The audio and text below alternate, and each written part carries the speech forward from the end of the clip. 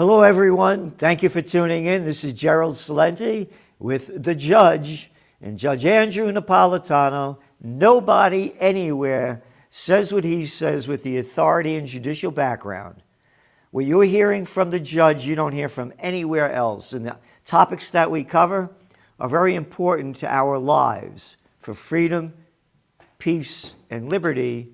And the judge is a real warrior of freedom, a man of peace. And boy, oh boy, does he defend justice. So thank you, Judge, for being with us today. And you have a new article out. And again, what you're writing each week is everybody should know this. Biden, fat-mouthed Biden, a little boy who did everything he could to beat the Vietnam War draft, got a bunch of deferments, ended up with a 1Y. But boy, does he talk tough. We got to fight. And you know that guy over there, that Putin? He's a war criminal. He's a butcher. Oh, yeah, maybe he should join the Butchers Club. And you write about some of them here. Biden was one of them. Wasn't a war that guy didn't like. And who's another one? The torturer-in-chief, George W. Bush, a daddy's boy, a little arrogant daddy's boy, born on third base and thought he had a home run, a murderous torturer. Tell us more about the article that you wrote. Well, and good morning, Gerald. It's always a pleasure to be with you, my dear, wonderful friend, no matter what we're talking about. I want to give you a little bit of a background because I had on Judging Freedom two people that are huge admirers of yours, and through your auspices was able to interview them, Colonel Doug McGregor and the great Phil Girardi. Everybody listening to us knows who they are. McGregor, a career military, speaks to peace from a military perspective. Yeah. Girardi, career CIA, quit the CIA when he knew that George W. Bush was lying about the justification for invading Iraq. 2 weeks ago, they were each on with me separately, and I said to them the same question. What do you think Antony Blinken, Secretary of State, really wants out of this Ukraine-Russian war? They both said the same thing. Regime change in Moscow. Then last weekend, I hear Biden say Putin doesn't deserve to be in office. And I'm thinking, these two guys are right. Biden can't keep his mouth shut. The globalists that surround him secretly want a war in the hopes that they can get rid of Putin in office. I just wanted to put that out there before we get into George W. Right after 9/11, instead of charging the 9/11 mastermind, Khalid Sheikh Mohammed, and his four colleagues who planned and plotted and financed the whole thing, in federal district court in Washington, in New York, and in Shanksville, Pennsylvania, where their crimes of murder were committed, they open up a Devil's Island in Guantanamo Bay. They torture the daylights out of these guys at foreign prisons. They ship them to Guantanamo Bay and announce that they're going to keep them there forever until a team of FBI agents shows up to start interviewing them. And the first thing the FBI says is, by the way, you guys know you're entitled to lawyers. They get lawyers. The lawyers file documents revealing the torture. Bush's people say, we can do what we want. It's not the United States. The Constitution doesn't apply. The federal laws don't apply. The federal judges don't have jurisdiction. The Supreme Court, in 5 out of 6 cases, says you're wrong, you're wrong, you're wrong, you're wrong, you're wrong. Now they have to prepare for trial. The evidence they have, they've obtained illegally. The military judges are ruling, if somebody takes the witness stand who says they were tortured, I'm going to let them subpoena the torturer and the records of the torture. So now the government is confronted with somebody who's been there for 20 years, Khalid Sheikh Mohammed, the self-admitted mastermind, the acknowledged by the government mastermind, and they're negotiating a plea agreement with him because they're afraid to try him, because they're afraid of what he'll say on the witness stand about what the CIA did to torture him. That is the jurisprudential mess that George W. Bush made out of his Devil's Island, 90 miles off the coast of Key West. The Devil's Island, huh? So this place, Guantanamo, that's in Cuba, right? Yes. How dare those Russians want Crimea? You know, that's always been with Russia forever. And it was only made up with Khrushchev when he was drunk and did that deal, according to McGregor. And, but the United States, it's okay for the United States to have a prison, a torturous prison in Cuba. I know. God gave us that land, right? I think it's in the 12th commandment. States. What? Listen to this. We have Guantanamo Bay under a 99-year lease. It expired 30 years ago. We're still there. Because you're right. The American culture is that we are exceptional and whatever we do is correct. And we can steal all the land and crush all the liberty we want as long as we do it in the name of the red, white, and blue. It's not the American culture, Judge. It's the culture of these psychopaths, these sociopaths, these pathological liars, these little arrogant boys and girls that people call politicians. Yes. Look at, talking about politicians, politics, many ticks. Look at Trump. Biden. The guy's been sucking off the public tit his whole life. What, for 50 years? Yes. 50 years. What are we doing in Guantanamo? That if all these fat mouths are shooting off about what Russia's doing, what the hell right do you have to be in Guantanamo? George Bush's Devil's Island costs the taxpayers $100 million a year. $100 million a year. If these people had been tried in federal court and either convicted or acquitted, the prison would have been shut down by now and all this nonsense would have been over with. But his passion for torture, and I got to believe that the torture was animated by his sidekick, Dick Cheney. Their passion for torture is what has destroyed their ability to prosecute people, as to whom the evidence of guilt is overwhelming, but they can't present it in a court because the defense will consist of documents showing that Bush and Cheney personally approved of the torture. You know, that's the mess they've created.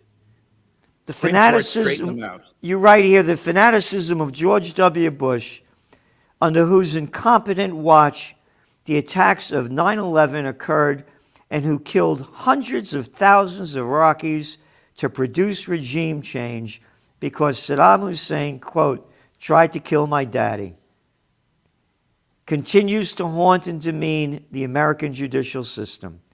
Nobody cares about it. Nobody cares about it. You know, because the government operates by fear and hatred. So for 10 years, we were told to fear Muslims and hate Khalid Sheikh Mohammed. And there's been hatred all throughout history. The object of our hatred now, according to the government, is Putin. But the hatred of Khalid Sheikh Mohammed is gone. He killed 3,000 people. The government doesn't care if he's tried or not. So it's government by fear, government by hatred, government by people who take an oath to uphold the Constitution and don't give a damn about it. You know, when all that was starting with Bush Sr., with the lies about the first Iraq War. Oh, remember they were taking those, going into hospitals and killing babies in incubators? Remember that lie? Right. Yeah. Well, you know what I wrote about when this started happening? I called it the next crusade. We were taught to hate the Muslims. It was a crusade. Yeah, it was a crusade. Yes. And look what's going on now with Ukraine. Oh, it's great to take all of, again, we both are totally against Putin's invasion, totally against it. But how they champion taking in refugees from Ukraine, but no refugees from all the people you slaughtered in Iraq, in Libya, in Syria, in Afghanistan, hey, they don't count, man. They're a different shape and size, Yeah. The I hypocrisy. think that I hear in the distance the drumbeats of war. I think the Republicans in the Senate and many of them in the House share the vision that slipped out of President Biden's mouth about regime change in Russia. There were even intimations about the reinstitution of the draft, God forbid, which you and I know is slavery. It's unfortunately still on the books. And I hear those drumbeats and they terrify me, Gerald. You and I can't even imagine. You have spoken and written about this, what World War III would be like. It started. And Judge, this is important. There's no peace candidates out there. No. The people don't want this war. It's the media that's selling it. Again, day after day showing the destruction of what's going on in Ukraine. They never did this showing day after day America's mass destruction of Iraq. Day after day, America's mass destruction of Afghanistan. Day after day, NATO's illegal destruction of a place that used to be called Yugoslavia. Right. Day after day, NATO's destruction of Libya, Iraq, Syria, one after another. Oh, and nobody talks about that low-life piece of scum Blinken, that arrogant boy. You remember when Obama started he didn't start it. The Saudis announced that they were going to attack Yemen from Washington, D.C.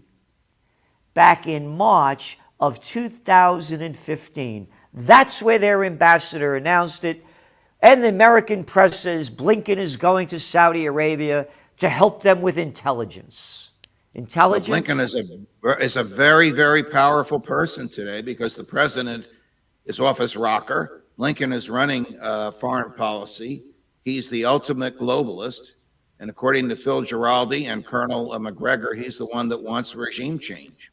Where did the government blow that? They would have been better off if they hadn't said anything. Every time they tried to dial back what slipped out of Biden's mouth, they made it worse. They continued the news cycle. Could you imagine when the Iraq war was going on, the Syrian war, and the Afghan war, if Putin said, Obama has to go, he shouldn't be in office, Clinton shouldn't be in office, Bush shouldn't be in office. Could you imagine if the Russians were saying this because of America's war record? Oh, then it would be terrible. Well, America's war record is obviously far worse. If you just look at Iraq, 850,000 slaughtered by Bush because Saddam tried to kill my daddy. We know there were no weapons of mass destruction. Phil Giraldi knew that. He was one of the lead CIA agents involved. He said to the White House, if you don't stop with these lies, I'm out of here. They told him to go take a hike, and he did. And now he's a very powerful and compelling voice about the government's lying us into war. Colonel McGregor makes the same argument from the military perspective. But Blinken is a powerful guy, and he really doesn't have to answer to anybody except Biden's chief of staff, and they're wetted at the hip. His arrogance comes through so loud and clear. You look at him, boy, and you listen to him. Again, George Carlin, that great comedian, used to say, it's one big club and you ain't in it. And that's all this clown has ever been, a member of the club. Again, it's the people that are leading us that has just destroyed this country. And again, you look at the numbers that we've given we did it in the Trends Journal this week. Do you know that over $40 billion of our money has gone to Ukraine since the overthrow in 2014? $40 billion. As the roads are rotted, the bridges are collapsing, homeless all over the streets, the country going down in front of our eyes, and our money being stolen from us to give to the military-industrial complex? McGregor argues that we're actually causing more bloodshed, that without our military assistance to Ukraine, the inevitable Russian victory would have been faster and far less destructive and bloody. And the bottom line is, what the hell do we care where the border is around Donbass? How the heck does that affect? I shouldn't laugh at it because people are dying, but the argument is absurd. How could anybody argue that the border of Donbass affects the national security of the United States? Nobody could argue that with a straight face, unless you're a globalist that wants to get rid of Putin. Yeah. And again, you know, this has been going on back and forth to Russia for, what, 1,000 years? I mean, you know, what's going on here? Again, what are we doing in Guantanamo? That's not our country. I mean, that's a very legitimate argument. Bush and Cheney and Alberto Gonzales, who was the White House legal counsel who eventually became the Attorney General of the United States, really thought that they could craft their own brand of justice. They really thought they could lock people up and throw away the key. And the Supreme Court said no. Then they thought they didn't have to follow the Constitution. The Supreme Court said you did. Then they thought they didn't have to obey federal law because torture is a crime under federal law. The Supreme Court said you do have to obey federal law. Wherever the government goes, the Constitution goes with it, George. No, there's no Constitution anymore. And torture's everywhere. You know, it's, again, you know, your article here really makes it clear. Now, back to the current negotiations, they were initiated by the government because the Department of Defense and Justice, after continual changes of judicial and prosecutorial personnel, now no longer wants to try anyone, particularly those defendants who have been tortured. Tortured. And we're talking about Russia. Right. You know, and you McGregor's mentioned this, and I mentioned it too, is that, you know, by sending more military equipment, more armaments, you're just making a bad situation worse. Correct. This is from today. U.S. Prime Minister Boris Johnson. Now, you can't get a more freakier clown than that. A comic book artist couldn't, right? I mean, look at this jerk. You know, a lying little freak. Here, here's a picture of him. He is not a he is no Maggie Thatcher. He is not a, that's him. That's him. He's not posing for that. That's him. That's him. I don't know what. So he comes out and says that he wants to provide Ukraine with, quote, more lethal military aid. And it goes on to help the country repel the Russian attack. Yep. Admiral Tony Radakin, the Chief of Defense for the UK, was said to have started at the same meeting that the UK was moving toward, quote, a new phase of its support for Ukraine.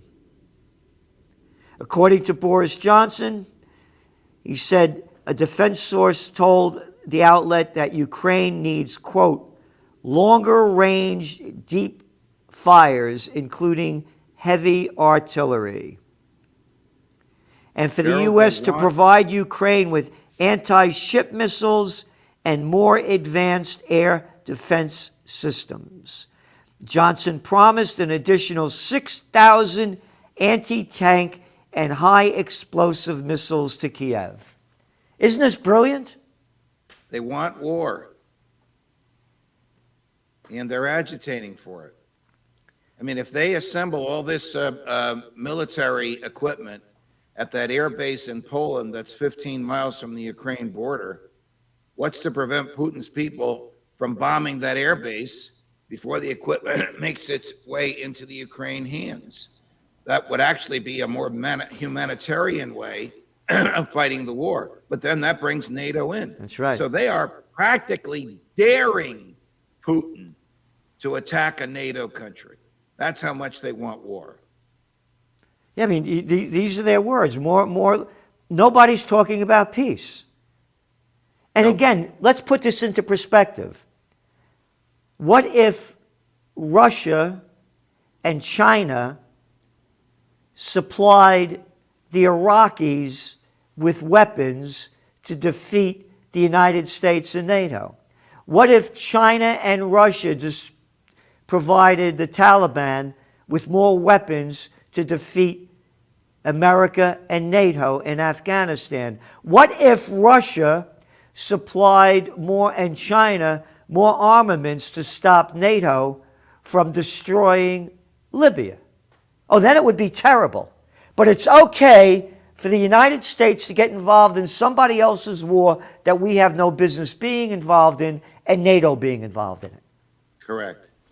I mean, what if the Russians and the Chinese put 100,000 troops at the New Mexico border because Mexico claims that New Mexico is really part of its own country? I mean, it just shows you how Putin's behavior is not the slaughter, but his political and diplomatic behavior has a rationale behind it that is none of the American government's business. I agree 100%, because people don't know, the average person doesn't know of the, again, we wrote about it in detail back in 2014, the overthrow of Viktor Yanukovych, democratically elected president of the Ukraine, by Victoria Nuland and John May Rotten Hell McCain, you know, and how, and again, how NATO, there was not supposed to move, quote, more than 1 inch, according to the records of James Baker under George Bush Sr. And back in February of 1990, there were 16 NATO countries, and now there are 30 right on the Russian border. And you mentioned the Donbass region. They were killing people all along, over some 15,000 Ukrainians were killing the separatist region people, but that doesn't make the news. No. The government and the media have presented a monolithic, one-sided version of all this, all of which is intended to direct the hatred of the American people to Vladimir Putin to prepare them for war. And you had also mentioned several weeks ago about how the sanctions were illegal and how they don't work. And now you look at all of these stupid little companies.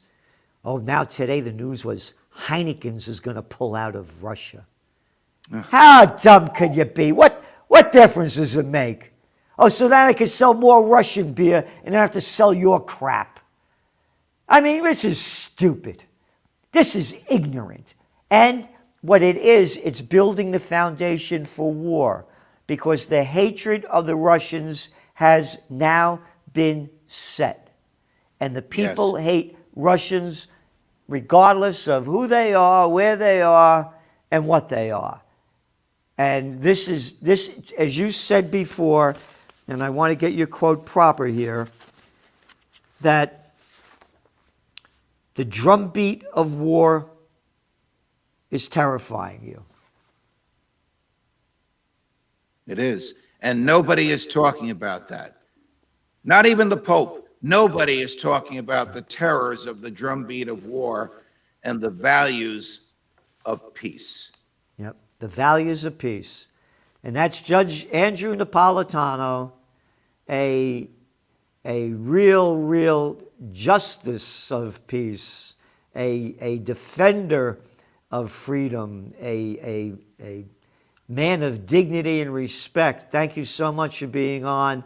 And again, there's no authority out there with the judicial background that you have to talk about these issues. And we need the Constitution and our Bill of Rights restored to us, or else we're going to be living, and that we'll be hearing live that drumbeat of war that's terrifying all of us. Thank you, Judge. Thank you, Gerald. All the best.